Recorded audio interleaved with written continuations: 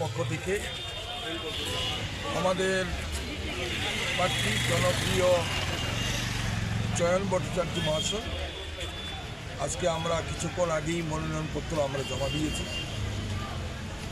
ধর্মনগর 56 বিধানসভা এলাকায় মানুষ গত 18 নির্বাচনে যে প্রত্যাশা নিয়ে এখানে ভারতীয় জনতা পার্টির প্রতিনিধিকে নির্বাচন করেছিল, সেই প্রত্যাশা ধর্মনগরবাসীর জন্য সুফলে নিয়ে আসতে পারে।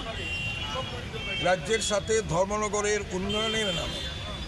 উন্নয়নের নামে এখানে কাঠমান্ডির ব্যবসা বাণিজ্য চলছে। রাস্তাঘাট, বিদ্যুৎ, মিউনিসিপ্যালিটি এলাকার ড্রেনেজের ব্যবস্থা অত্যন্ত নিম্নমানের।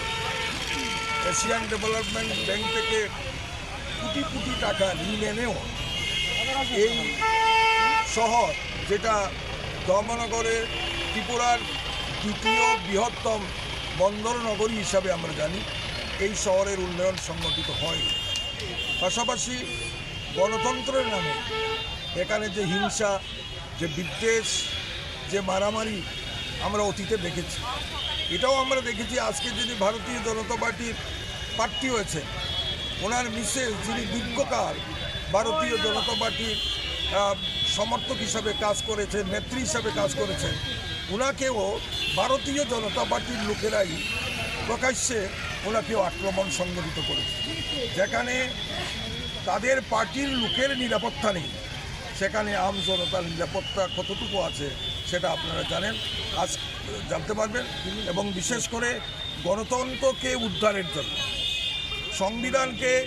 সংবিধানের যে মৌলিক অধিকার, সেই অধিকারের প্রতি সম্মান রেখে আমরা কংগ্রেস পার্টি এবার উপনির্বাচনে আমরা অবতীর্ণ হয়েছি। আমরা আশা রাখি ধর্মনগরের ছাত্র, যুবক, কৃষক, শ্রমিক, ব্যবসায়ী, খেটে খাওয়া মানুষ, বেকার এবং কর্মচারী বন্ধুরা আমাদের প্রার্থীকে ভোট দেবেন।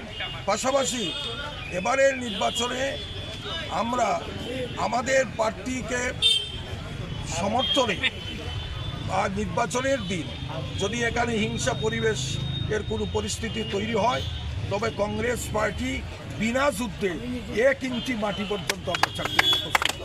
আমরা তৈরি আছি নির্বাচনে সুষ্ঠুভাবে আমার ভোট যাতে আমি অধিকার প্রয়োগ করতে পারি। ধন্যবাদ।